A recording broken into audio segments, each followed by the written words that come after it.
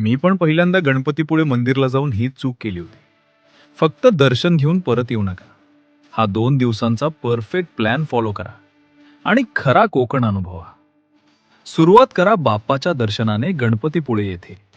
दुपारी भेट द्या प्राचीन कोकण संग्रहालय आणि कवी केशवसूत स्मारकला.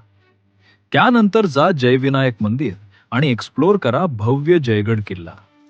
शेवटी नक्की जा कराटेश्वर मंदिर, जे समुद्राच्या कड्यावर वसलेलं आहे. दुसऱ्या दिवशी आरेवारे बीच रोड वरून रत्नागिरीकडे निघा. इथे झिपलाईन करायला विसरू नका. त्यानंतर भेट द्या थिबा पॅलेस, जिजामाता उद्यान आणि झरी विनायक मंदिर. दुपारी एक्सप्लोर करा रत्नागिरी मत्स्यालय, लोकमान्य टिळक जन्मस्थान आणि शिवसृष्टी. आणि शेवटी गाठा रत्नदुर्ग किल्ला आणि तिथलं भगवती मंदिर. जाताना लाईट हाऊस वरून रत्नागिरीचा व्ह्यू नक्की पहा. दिवसाचा शेवट करा मांडवी बीचवर. असा रेडीमेड प्लॅन पुन्हा शोधायला नको, म्हणून आत्ताच सेव्ह करा. कंप्लीट प्लॅनची लिंक डिस्क्रिप्शनमध्ये दिली आहे.